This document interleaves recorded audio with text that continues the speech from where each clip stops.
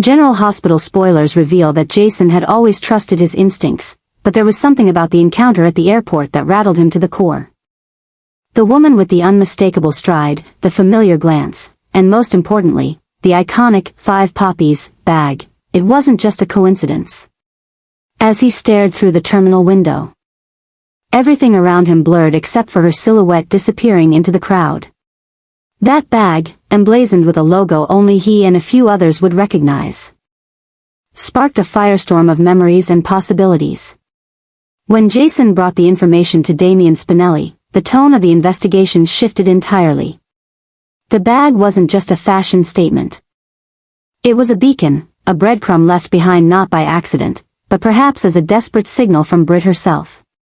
And Jason, despite every reason to believe Britt was gone forever, couldn't shake the feeling that she was alive, and that this was her way of calling out to him. Spinelli, with his usual neurotic brilliance, immediately sprang into action. He tapped into international retail databases, digital customs logs, and facial recognition systems, tracing every 5 poppies product sold over the last 6 months. But it wasn't the transactional records that revealed the truth. It was an obscure data packet hidden within the RFID tag of a limited edition bag, sold exclusively in Vienna. The moment Spinelli cross-referenced the sale with security footage from the boutique, the confirmation hit like a lightning bolt. Britt Westbourne was alive. And she had been in Vienna just days before Jason's sighting in Paris. Her facial structure was unmistakable, even through the grainy footage. And the timestamp aligned perfectly with flight data leading to Dubrovnik, the exact flight Jason had tried to board but missed. Jason felt a surge of vindication. 4 months. He had clung to a gut feeling, a whisper in his soul that Britt's story wasn't over. Now, not only did he have proof, but he also had a purpose. The bag wasn't a mere accessory, it was a symbol of rebellion, of survival, and more than that, it was Britt's encoded cry for help. And in realizing that, Jason understood something even darker. If Britt was alive, then someone had gone to great lengths to make the world believe she wasn't. Someone had orchestrated a deception powerful enough to fool the WSB, Port Charles, and even him. That level of manipulation wasn't random, it was calculated, personal, and dangerous. Spinelli's investigation went deeper. The boutique owner in Vienna recalled a woman matching Britt's description who paid in untraceable cryptocurrency and spoke perfect German. But what stood out most was what she left behind. A napkin from a hotel in Dubrovnik with a phone number scrawled across it, half erased, water-stained, and almost illegible. Spinelli reconstructed it using image enhancement algorithms and determined that the number belonged to a satellite phone registered under an alias previously tied to a shell corporation owned by none other than Professor Hank Dalton. The implications were staggering. Britt wasn't just alive, she was being moved, hidden, and possibly used by someone with serious international clout. The connection to Dalton, long rumored to be involved in clandestine biotech projects, made the situation even more volatile. With this knowledge, Jason's demeanor changed. The cold assassin's precision returned to his movements, but there was something more, a furious calm that came only when Jason knew he was closing in. He handed Spinelli the coordinates of the hotel from the napkin, along with a list of WSB black sites Dalton was rumored to have visited over the years. Jason wasn't just chasing ghosts anymore. He was in control. And that control made him dangerous to whoever was orchestrating this elaborate charade. Spinelli noted something else. The 5 Poppies brand was founded by a reclusive designer whose sibling had once been a patient at the same Swiss clinic where Britt had worked undercover years ago. The logo, a stylized representation of 5 interlocking blooms, symbolized both memory and loss, a cruel irony if Britt had chosen the bag intentionally. But Spinelli believed the logo wasn't chosen for sentiment, it was chosen as a cipher. A message only Jason would understand. 5 poppies, 5 targets. 5 days until extraction? Or perhaps a deeper meaning buried in Britt's own past? Jason didn't care. All that mattered was that she was alive, and she needed him. As Jason planned his next move, a shadow fell over the entire operation. The WSB had picked up chatter about someone poking into the Dubrovnik files. A handler contacted Anna Devane, warning her that a former operative, presumed dead, was drawing too much attention. Jason was now a threat, not just to the organization that lost track of Britt, but to the larger network that had allowed her to disappear in the first place. The balance of power was shifting, and the man once thought to be the ultimate enforcer was becoming the unpredictable variable no agency could contain. Port Charles hadn't seen Jason like this in years. His return had been quiet, calculated, but now, he operated with a renewed edge, not reckless, but deeply methodical. He began locking down contacts, pressing former allies, and tracing underground networks for whispers of Dalton's location. And as he pushed further, he discovered a chilling reality. Britt wasn't just hiding, she was being studied.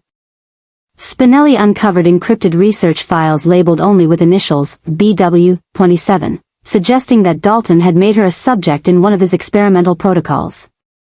The horror of it all tightened around Jason like a vice. This wasn't just a rescue anymore. It was a race against time to save Britt from whatever transformation, psychological or biological, had been inflicted upon her. The confirmation of Britt's survival ignited a storm Jason could no longer contain. He had the intelligence, the connections, and now the unrelenting fury of a man who'd been denied the truth.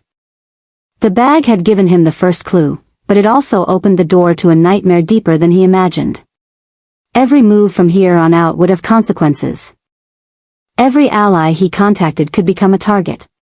Every location he uncovered could be rigged with surveillance, traps, or worse, decoys meant to throw him off the trail. But Jason didn't flinch. He was no longer questioning the path. He was on it. And now, everyone in his way, from Dalton to the WSB, would feel the full weight of that decision.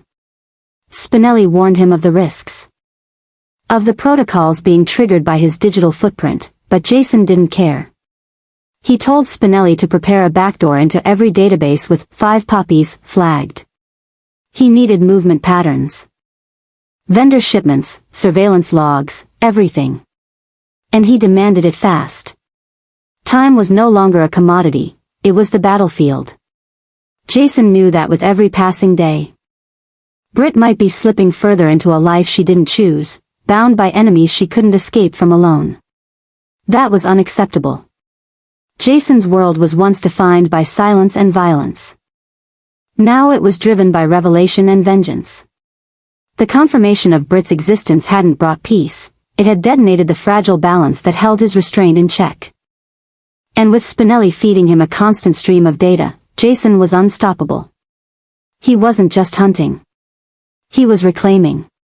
The ghost of Britt Westbourne was no longer a memory, she was a mission. And Jason Morgan never failed a mission once he made it personal.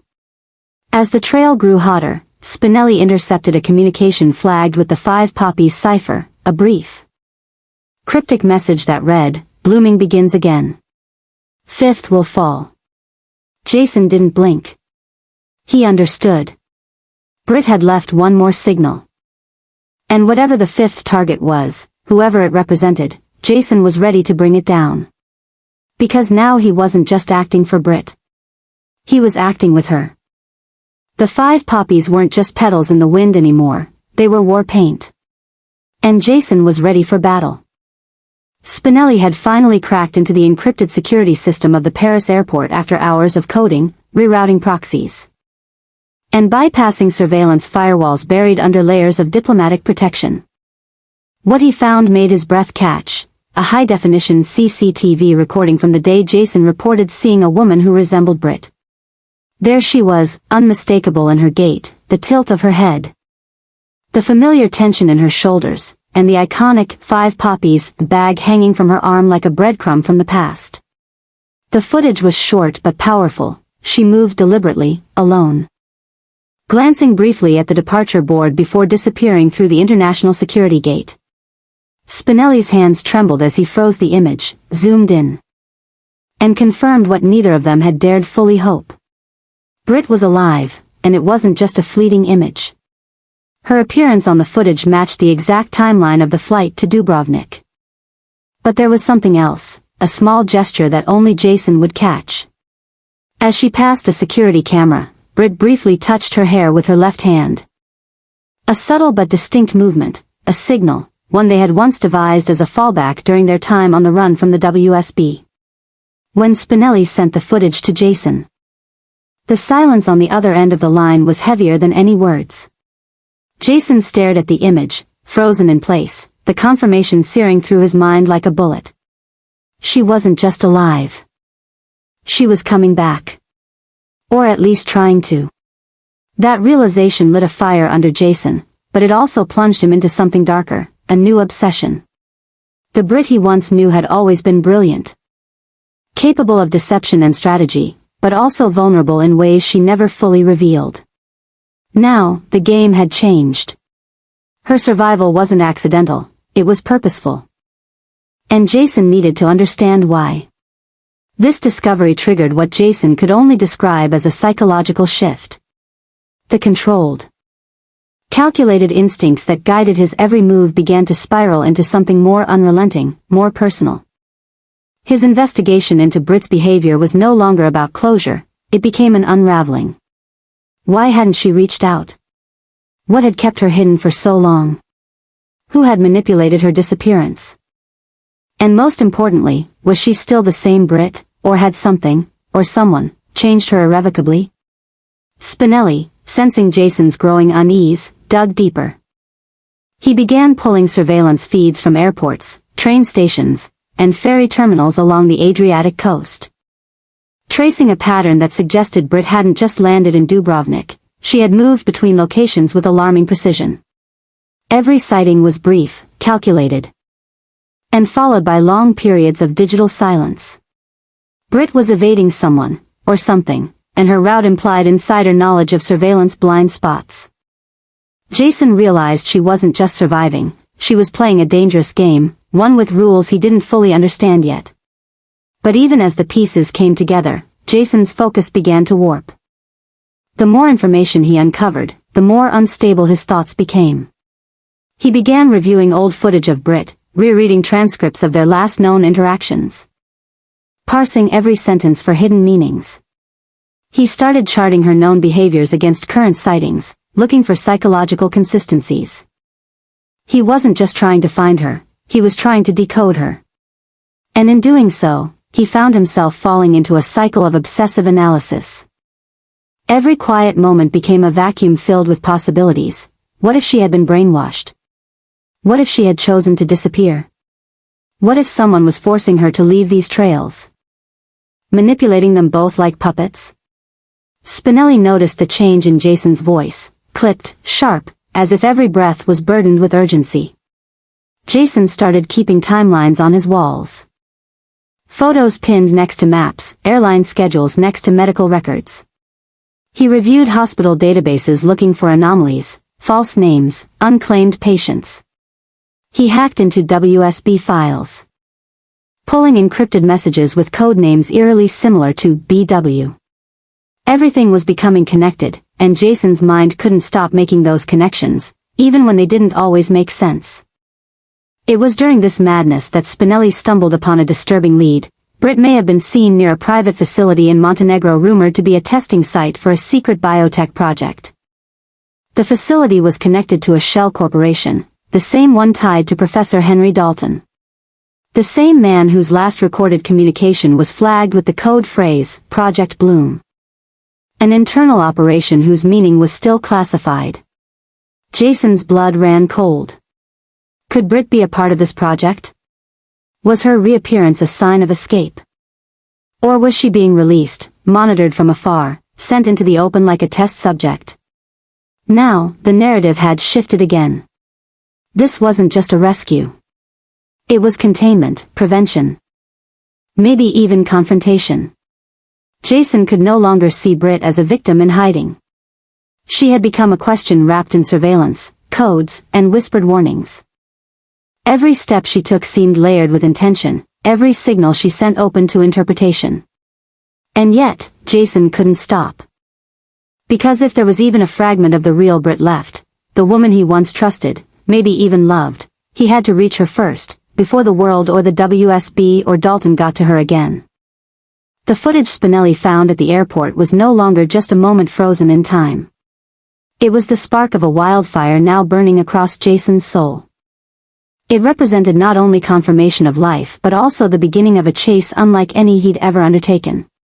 The old Jason Morgan might have stayed in the shadows, operated quietly. But this Jason, the one driven by obsession, guilt, and hope, was unchained. Every piece of evidence became a reason to act faster, push harder, dig deeper. And in the middle of it all was Britt, alive, somewhere, caught in a web too large for even her to escape without help. Jason's obsession was no longer a weakness. It became his strategy. He began weaponizing it, using every emotion, every memory, every unanswered question as fuel. He coordinated with underground trackers, mercenaries, informants on multiple continents. He created decoy files, fed false information to rival factions to flush out whoever might be monitoring her. He even used Spinelli to hack into psychiatric evaluation reports from Balkan medical facilities, looking for patients whose profiles matched Britt's known intellect and medical expertise. And when Spinelli found one, an unnamed woman who had checked into a secluded medical retreat under heavy guard and then vanished, Jason knew they were close. The woman's profile matched Britt's known medical history, right down to a past injury only Jason would know about. It wasn't just a lead. It was a confirmation wrapped in bureaucratic silence. Jason was now convinced, Britt was alive, possibly altered, and maybe even trying to make her way back to Port Charles. But it wouldn't be a simple return. Whatever version of Britt reappeared would bring with her a storm. And Jason, already swallowed by the madness of the chase, knew one truth more than any other: he had to be the one to face her first. Because if he didn't, someone else would. And they might not see her as a person worth saving. They might see her as a threat that needs eliminating. And for Jason, that was unacceptable. The woman in the footage wasn't just Britt Westbourne. She was the catalyst for everything that was about to explode. And Jason, whether ready or not, had become the detonator. Britt Westbourne was no longer just a memory or a phantom haunting Jason's subconscious. She was real, alive, and moving closer to Port Charles with every passing hour. But her return wasn't the hopeful reunion Jason once imagined. It came cloaked in uncertainty, danger, and the creeping realization that Britt's reappearance would not bring closure, it would unearth chaos. Spinelli's latest findings revealed troubling patterns. The contents of the now infamous 5 poppies bag, the same one Britt was seen carrying in the surveillance footage, weren't merely symbolic. They were encrypted, calculated, and deeply disturbing. Spinelli had managed to decode portions of a hidden flash drive found in a similar model bag during a European customs bust, a drive containing fragments of experimental medical research, surgical schematics, and what appeared to be WSB biometric files. All linked to Britt. All time-stamped after her presumed death.